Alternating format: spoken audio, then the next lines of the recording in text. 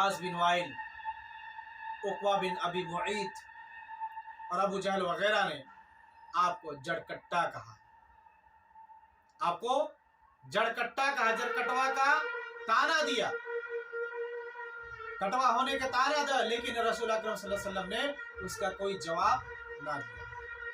खुद अल्लाह सुब्हानहु व तआला ने कुरान मजीद में उसका जवाब इरशाद फरमाया।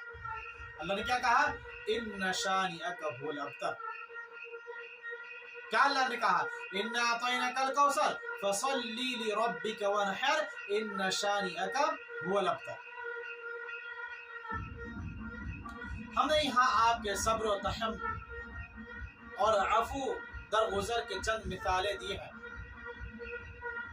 वरना असल सूरत हाल तो ये थी कि आप 13 साल जिंदगी में आपका मजाक,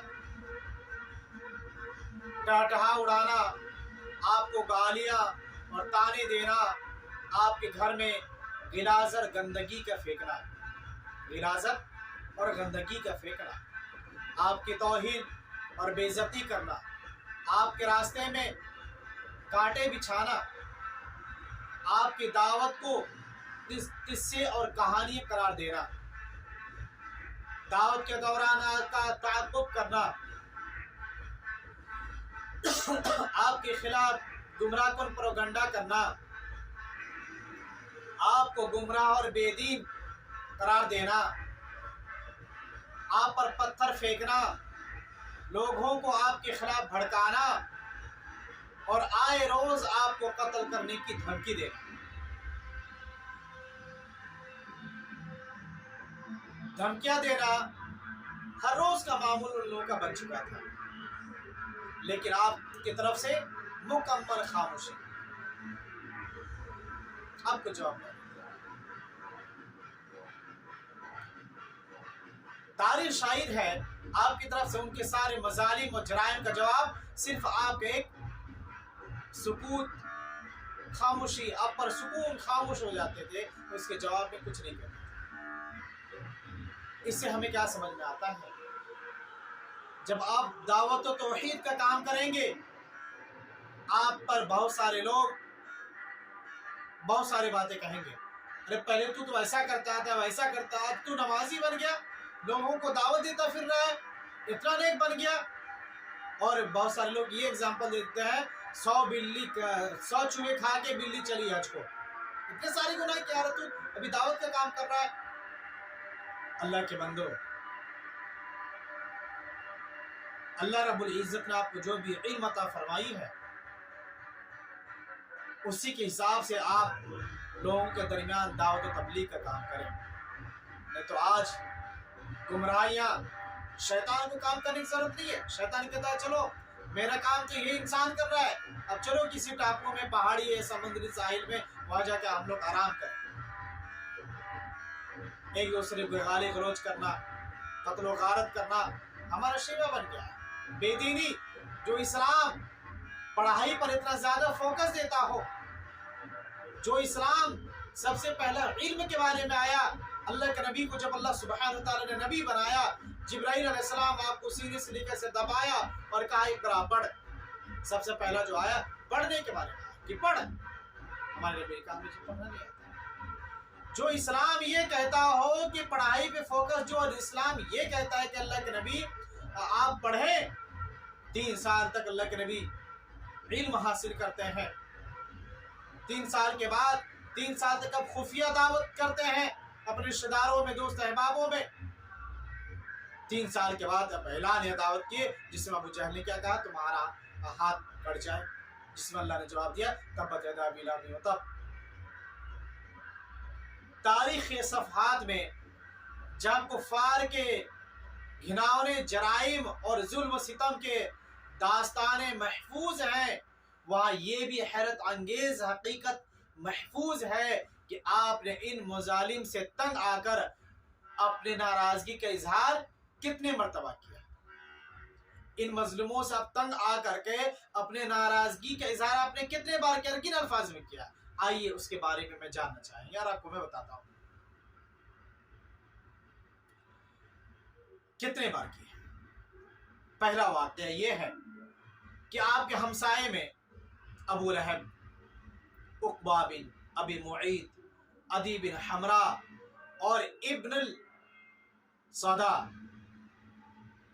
حضری جیسے ائمہ کفر کے گھر وہ لوگ موجود تھے، جو شب و روز آپ کے گھر غلاظت، یہ لوگ ابو لہب، عقبہ بن معیط، عدی بن حمرا، یہ دیگر جو یہ کون، یہ عام لوگ نہیں تھے، یہ علماء یعنی یہ لوگ جو ائمہ کفر کے سردار تھے. یہ لوگ کیا کرتے تھے؟ اپنے گھر کے غلاظت، گندگی اپنے گھر سے بٹور کے آپ صلی اللہ علیہ وسلم کے دہلیز میں، آپ کے گھر کے سامنے پھینک دیتے تھے، آپ کے دروازے میں. ایک سال نہیں 2 سال نہیں 13 سال تک یہ سب معاملہ چلتا. اب بخوشی اڑتے اس گندگی کو صاف کرتے، شب و روز آپ کے گھر پر غلاظت اور گندگی پھینک کر آپ کو اذیت پہنچاتے تھے. جب آپ زیادہ پریشان ہوئے تو دیوار پر چڑھ گئے. ہمارے نبی اونچی دیوار پہ چڑھ گئے اور دروازے پہ کھڑے ہو کر بس اتنا فرمائے، دروازے اونچی پہ کھڑے ہو گئے اور چڑھ کے آپ نے صرف اتنا فرمایا، اے ابو عبد مناف، یہ کیسے ہمسائیگی ہے؟ اے عبد مناف، یہ کیسے ہمسائیگی ہے؟ یہ کون سا طریقہ ہے؟ یہ تھا آپ کا رد عمل کا اس تکلیف اور عزت ناک بدتمیزی کا جواب.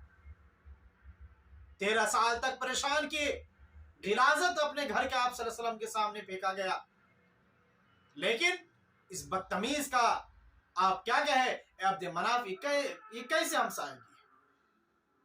دوسرا واقعہ کیا ہے؟ مسجد حرام میں آپ نماز پڑھ رہے تھے. مسجد حرام میں آپ نماز پڑھ رہے تھے، ائمہ کفر نے مشورہ کر کے سجدے کی حالت میں ائمہ کفر نے مشورہ کیا کہ کس طرح سے محمد کو پریشان کیا جائے.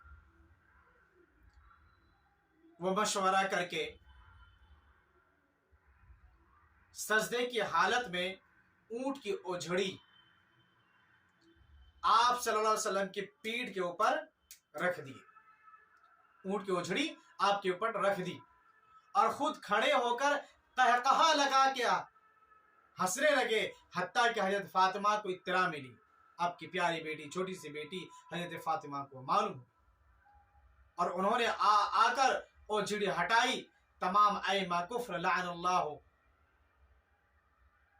لعن کبیرہ کھڑے ہو کر تماشا دیکھتے رہے. اس وقت آپ نے 3 مرتبہ الفاظ فرمائے. آپ نے اس وقت 3 دفعہ یہ الفاظ فرمائے. کیا فرمائی؟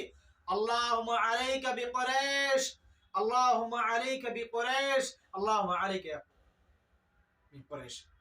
اے اللہ تو قریش سے نپٹ لے، اے اللہ تو قریش سے نپٹ لے. قریش کے ظالمانہ اور استہزائیہ کرتوتوں کا پر آپ کا یہ دوسرا رد عمل تھا، جو آپ پر جو نماز کی حالت میں آپ کو اذیت پہنچائی. اللہ سے آپ نے کیا کہا؟ اللہ قریش سے تو نپٹ لے. تیسرا واقعہ یہ ہے کہ ایک بار دوران طواف مشرکین نے آپ کو لعن طعن کی، ڈانٹا. آپ صلی اللہ علیہ وسلم نے جواب میں کیا کہا؟ میں تمہارے پاس ذبیحہ کا حکم لے کر آیا. میں کیا لے کے آیا ہوں؟ تمہارے پاس ذبیحہ کا حکم لے کر آیا ہوں. اس پر سارے مشرکین جامدو ساتھ ہو کر رہ گئے، ہکا بکا ہو کر رہ گئے کہ کیا بول رہا ہے. اور ایک واقعہ ملتا ہے، یہ 3 واقعہ ہے، یہ 3 ایسے مرحلے ہیں. آپ صلی اللہ علیہ وسلم نے 13 سال مکی زندگی میں اتنے پریشان ہونے کے بعد لوگوں نے آپ کو قتل کرنے کی سازش کر لی. آپ طائف کا وہی واقعہ لے لیجئے. آپ کو ستائے گئے، آپ کے اوپر کوڑے کو ڈالا گیا، آپ کے اوپر کچرے ڈالے گئے، آپ کو ستایا گیا. آپ کے صحابہ کو امیہ، حضرت صفیحہ، اور دیگر صحابہ کو چٹائی میں لپٹ کے مشرکین مکہ سزا دیتے تھے.